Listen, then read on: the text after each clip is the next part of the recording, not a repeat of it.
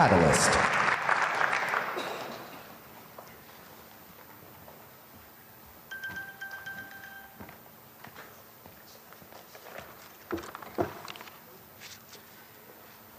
Distinguished guests, this is pretty cool. I am honoured to speak today about a real legacy of the Good Friday Agreement, the rise of Northern Ireland's entrepreneurs. I moved to California 2 months after the Good Friday Agreement was signed. The years I spent there shaped me as an entrepreneur, learning from the best in what truly is the world's capital of possibility. But what changed me as a person was the civic leadership I witnessed every day by so many successful people who felt it their duty to pay it forward, volunteering to help entrepreneurs for free, as they themselves had been helped. Yet, surfing nearly every day in the perfect climate, something had always bugged me. I loved home, Northern Ireland. And I could not stop thinking that the people at home were as good, if not better, than the people from anywhere else in the world.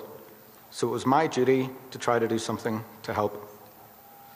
Because of the courage of Northern Ireland's political leaders 25 years ago, I returned home in 2007 to a place that had normalised and found a non-profit science and tech hub called Catalyst, itself established as a Good Friday Agreement project where Norman Apsley and many others shared the belief in the untapped brilliance of our people. Catalyst then agreed to become the home where we would develop the platform for Northern Ireland's most experienced and most successful people to pay it forward to help our most promising entrepreneurs. Today, more and more Northern Irish entrepreneurs and their companies are becoming world leaders in their field. The entrepreneurs do it not just for self-determination, but out of a love of Northern Ireland and a dream of creating opportunities for our people. If you want to witness what fearless looks like, just talk with any of the young entrepreneurs who are here today. They put it all on the line for a brighter future every day. I know you, our political leaders today, can too. The contribution of the United States to Northern Irish entrepreneurship over the last 15 years has been profound, but did not come about only due to government or even institution to institution relationships. It came about through the generosity of US individuals, many of whom were world leaders in their field, who just wanted to pay it forward to help us. None more so than Mary Walshock of University California, San Diego. As we look to the future, most leaders in Northern Ireland now share a common vision. Opportunity for all from world-leading innovation. This part of the world used to lead the world in 5 industries, and we will lead the world again.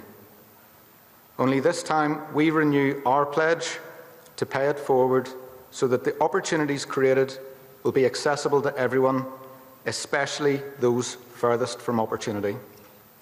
Thank you.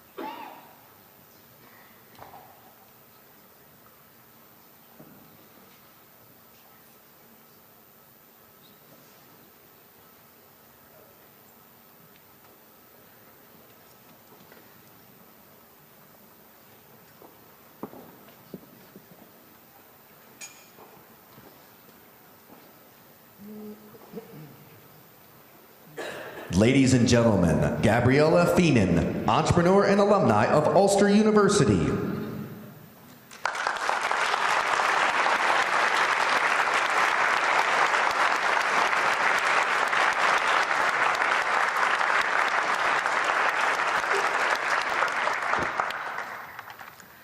Good afternoon.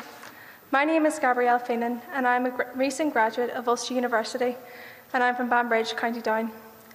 Following my studies, I've taken a route of entrepreneurship with support from the Ulster University Enterprise Centre and Young Enterprise NI, with my most recent venture focused on sustainable cork furniture.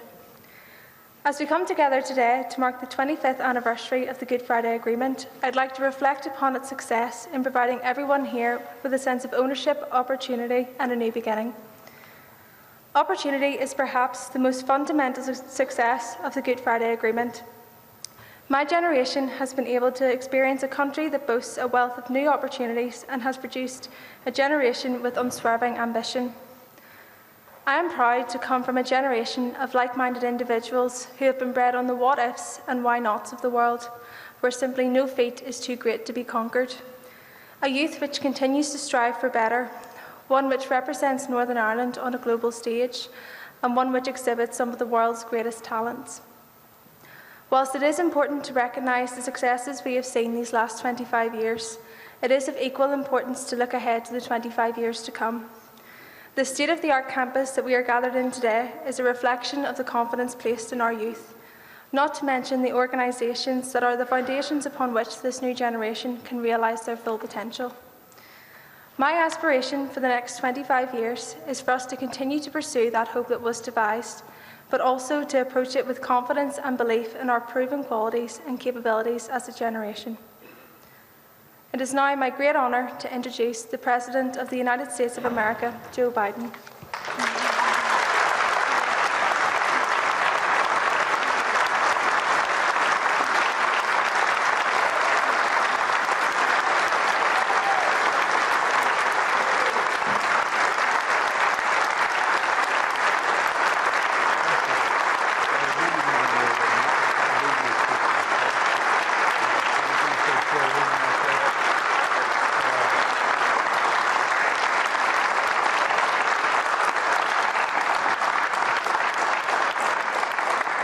Well, good afternoon, everyone. What a great, please have a seat. It's a great honor to be here. I just told Gabrielle that when she's the leading public figure in this country, and I show up, promise she won't say Joe who is outside. You say Joe Biden, remember, just remember me, okay? All right. Chancellor Davidson, Vice Chancellor Bartholomew, thank you for hosting us today on this beautiful campus of Ulster University. I came here in '91 in this neighborhood, and you couldn't have a glass building like this here in this neighborhood. I don't think it would have stood up very well. But things are changing.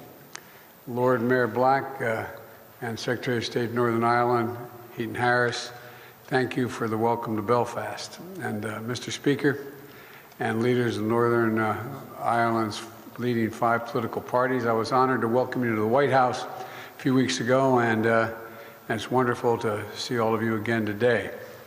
And Ambassador Hartley, thank you for your outstanding work leading our mission to the UK. Ambassador Hartley is an old friend and the former ambassador from Great Britain to the United States. The home of that ambassador and the embassy is along the fence line of the Vice President's residence, which I lived in for 8 years. And the Vice President and I became friends with the ambassador.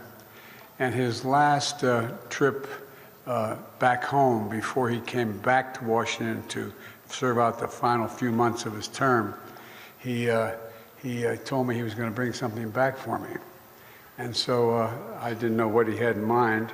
But when he came back, we had him over the house. We spent some time together, he and his wife and I and my wife. And he brought back a book with a photograph on the front of the book. It had been just reprinted, the book, of a somewhat stout British captain in his quarters with a big bulldog sitting next to him, and his name was Captain George Biden, because he used to always kid me and saying, you know, Biden's English, you talk about the Irish, Biden's English.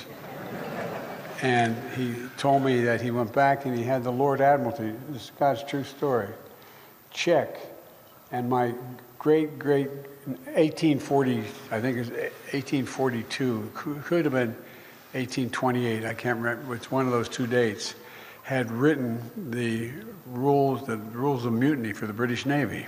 And I said, well, at least that part's consistent, Reverend, mutiny. But anyway, he used to always kid me when I'd say, you know, talk about, he'd say, yeah, you talk about the Irish. He said, you're English, just remember that. Then I found out, my sister and I found out the name Robinette, my middle name's Robinette. I thought that all those years it was French. They must have been Huguenots because they came to Great Britain in the 1700s somewhere along the way. And they're all from Nottingham. So I don't know what the hell's going on here. You come back, it's confusing. And anyway, Consul General Naran and Envoy, Special Envoy Joe Kennedy, thank you for your efforts to continue deepening and strengthening the ties between Northern Ireland and the United States. It's good to see Belfast, a city that's alive with commerce, art, and I would argue inspiration. The dividends of peace are all around us, and this very campus is situated in an intersection where conflict and bloodshed once held a terrible sway. The idea, as I said, to have a glass building here when I was here in '91 was highly unlikely. Where barbed wire once sliced up the city, today we find a cathedral of learning, built of glass, and let the shine light out in and out. It just has a profound impact for someone who's come back to see it. You know, it's an incredible testament to the power and the possibilities of peace. 25 years ago this week, the landmark Belfast Good Friday Agreement was signed. And it wasn't easy. I was a United States Senator at the time, and I worked very closely with my good friend George Mitchell, who will be here, I believe, in a couple days. And there were no guarantees that the deal on paper would hold. No guarantees that it would be able to deliver the progress we celebrate today. It took long, hard years of work to get to this place. It took a people willing to come together in good faith and to risk boldly for the future.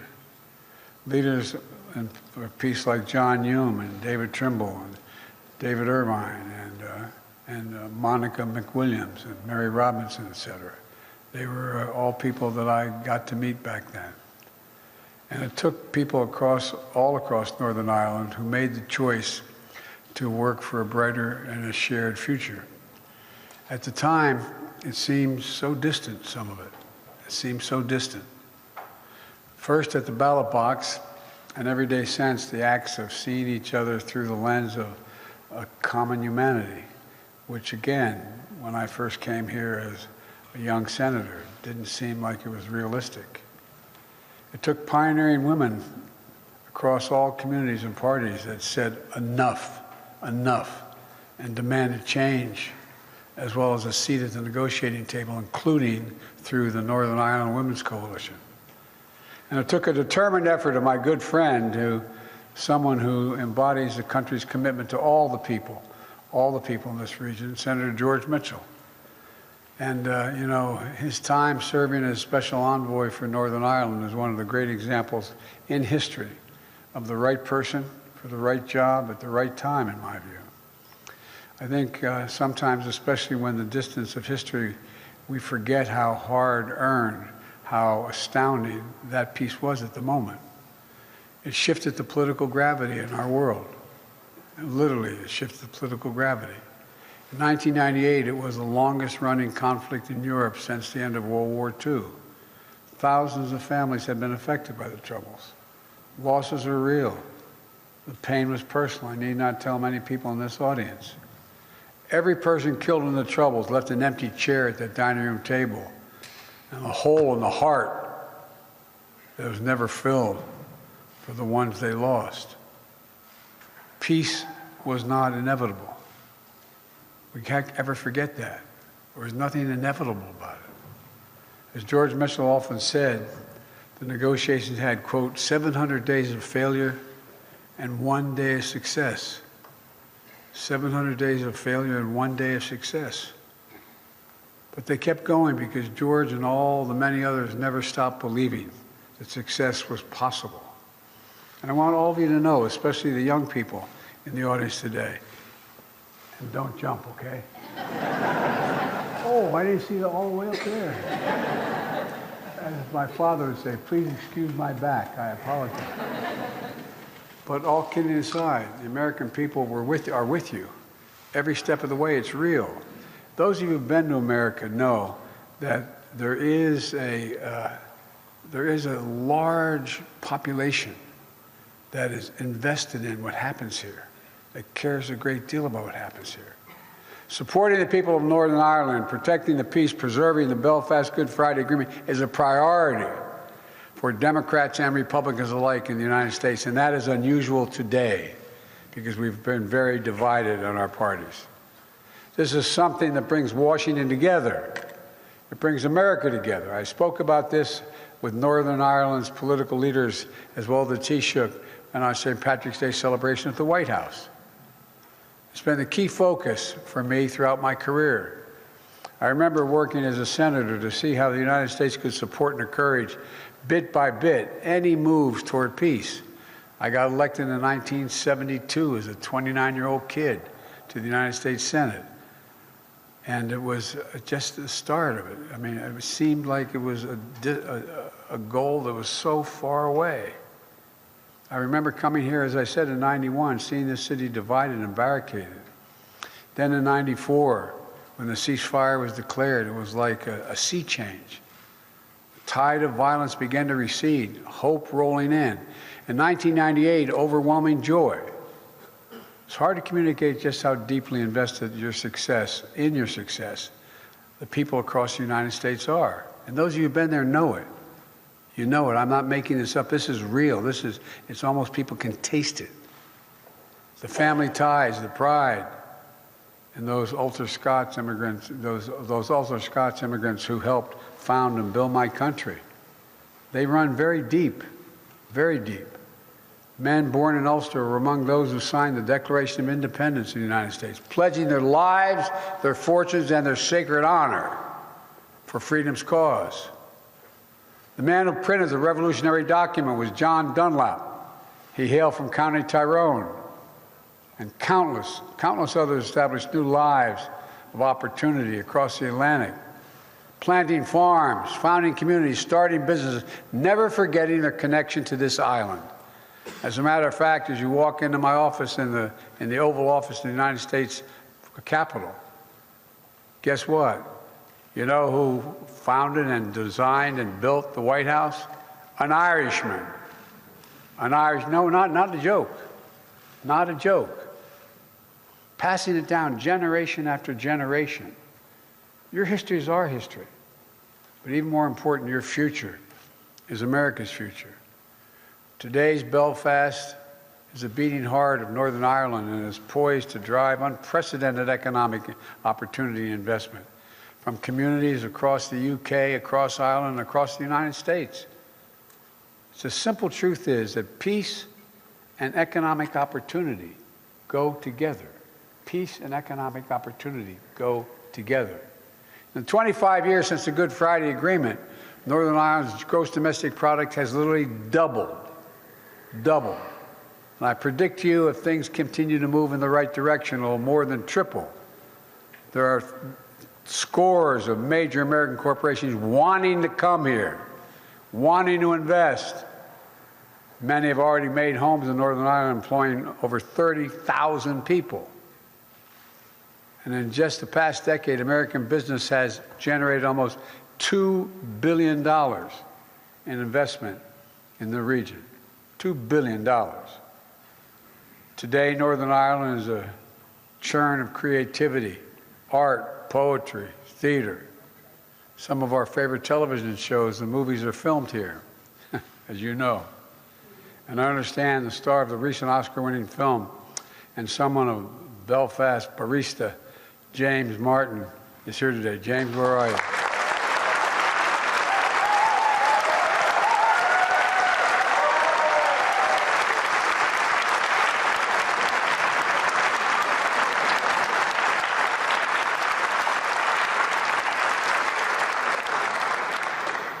I got to meet James, and I got my picture taken. I'm going to go home and brag to my daughter.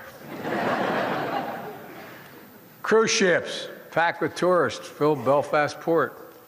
And young people, instead of fleeing for opportunities elsewhere, can see their futures and careers for themselves that speak to unlimited possibilities here. How many of you have heard over the years, those of you closer to my age, Mom, Dad, there's nothing here for me. I'm going to move. I'm going to leave. I got to go. Well, it's not happening now. So it's up to us to keep this going, to keep building on the work that has been done every day for the last 25 years, to sustain the peace, unleash this incredible economic opportunity, which is just beginning. I promise you. You think I'm joking? It's just beginning. We get this, keep it going. We all know there's more we can do together. You know, there's so much energy and dynamism, especially among young people who are starting their own businesses, blazing their own trails, connecting to the global community of entrepreneurs. And young people in Northern Ireland are on the cutting edge of sectors that are going to define so much of the future. Cyber, technology, clean energy, life sciences. Here in Northern Ireland, programs like Young Enterprise Northern Ireland, helping thousands of young people each year gain skills and pursue their goals as entrepreneurs. That's why I asked Joe Kennedy, my new special envoy in Northern Ireland of Economic Affairs, to help supercharge that work, to bring more businesses, more investment, more opportunity here to Northern Ireland, and help realize the enormous economic potential of this region. Because I know parenthetically, when that happens here, it gives faith to people around the world.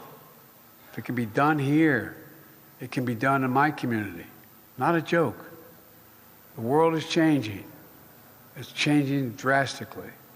And it presents enormous opportunity, but also significant dangers.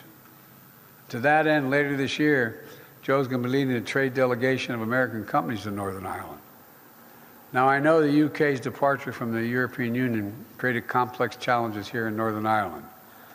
And I encourage the leaders of the UK and the EU to address the issues in a way that serve Northern Ireland's best interest. I deeply appreciate the personal leadership of Prime Minister Sunak and European Commissioner von der Leyen to reach an agreement. The Windsor Framework addresses the practical realities of Brexit and it's an essential step to ensuring hard-earned peace and progress of the Good Friday Agreements that they're preserved and strengthened. You know, the negotiators listened to business leaders across the UK and Ireland who shared what they needed to succeed. And I believe the stability and predictability offered by this framework will encourage greater investment in Northern Ireland, significant investment in Northern Ireland. I come from a little state where, the state of Delaware and back home, has more corporations that are registered in that state than every other state in the union combined. So I know a little bit about corporate attitudes. All the immense progress we see around us was built through conversation and compromise, discussion and debate, voting and inclusion. It's an incredible attestation to the power of democracy to deliver needs for all the people. And now I know better than most how hard democracy can be at times. We in the United States have firsthand experience how fragile even long-standing democratic institutions can be. You saw what happened on January the 6th in my country.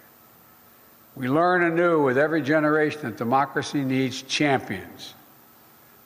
When I went to college, I was a political science major and history major. We were told every generation has to fight to preserve democracies. I didn't believe it at the time. I just thought it was automatic. We had this great democracy. What would we need to do? As a friend, I hope it's not too presumptuous of me to say that I believe democratic institutions established through the Good Friday Agreement remain critical to the future of Northern Ireland. It's a decision for you to make, not for me to make. But it seems to me they're related. An effective, devolved government that reflects the people of Northern Ireland and is accountable to them. A government that works to find ways through hard problems together is going to draw even greater opportunity in this region. So I hope The Assembly and the Executive will soon be restored. That's a judgment for you to make, not me, but I hope it happens. Along with the institutions that facilitate North-South and East-West relations, all of which are vital pieces of the Good Friday Agreement. For in politics, no matter what divides us, if we look hard enough, there are always areas that are going to bring us together if we look hard enough. Standing for peace, rejecting political violence must be one of those things. So I want to once more recognize the way the leaders of Northern Ireland's major political parties come together in the wake of attempted murder of Detective Chief Inspector Caldwell to show that the enemies of peace will not prevail. Northern Ireland will not go back, pray God. The attack was a hard reminder that there will always be those who seek to destroy rather than rebuild. But the lesson of the Good Friday Agreement is this: in times when things seem fragile or easily broken, that is when hope and hard work are needed the most. That's when we must make our theme repair, repair. And in Holy Easter season, this season, when all Christians celebrate renewal and life, the Good Friday Agreement showed us that there is hope for repair, even in the most awful breakages. You know, it helped people all around the world to hope for renewal and progress in their own lives. And most of all, allowed an entire generation of young people in Northern Ireland and across the UK and the Republic of Ireland to grow up in a society mended by connection, made stronger by independence, interdependence, and respect. Young people like Gabrielle, who we just heard from earlier. Her success and her opportunities have been underwritten by the Good Friday Agreement. Young people like Jordan Graham, born less than 3 weeks after the agreement was signed in 1998. His whole life is unfolded under the wing of peace, which means not quite 25 years of age, he's been able to build an expertise in branding and marketing that he's used to help grow local businesses, support startups, consult for charities. Young people like Amy Clint, born in 2000, whose parents like to tell the story about how she came home from her first day of secondary school and asked, "What's the difference between a Protestant and a Catholic? What's the difference between a Protestant and a Catholic?" She didn't grow up thinking in sectarian divides. She grew up thinking about how she should support her beloved brother and other children with autism. Today, Amy's social enterprise has donated more than 5,000 copies of her book to schools across Northern Ireland to help children better understand autism and to learn to treat others with kindness and respect.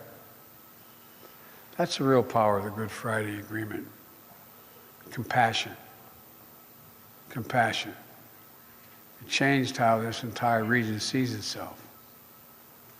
In the words of Morrissey, Belfast's first poet laureate, "What's left is dark and quiet, but bookended by light, as when Dorothy opens the dull cabin door, and what happens outside is technicolor.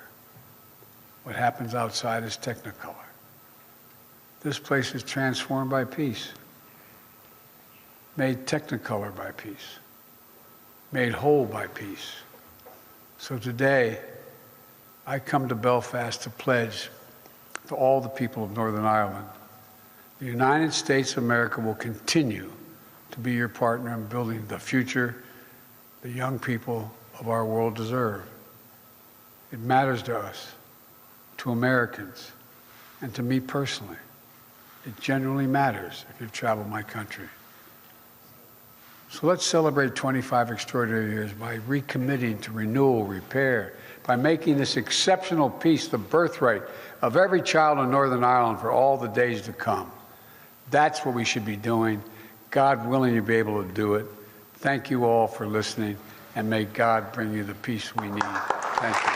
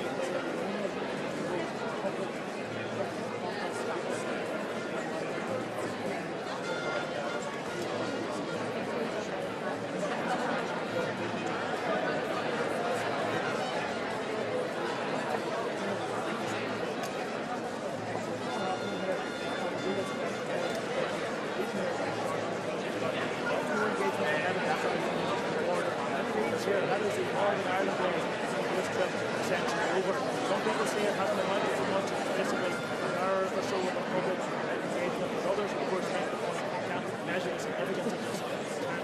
This is about bringing on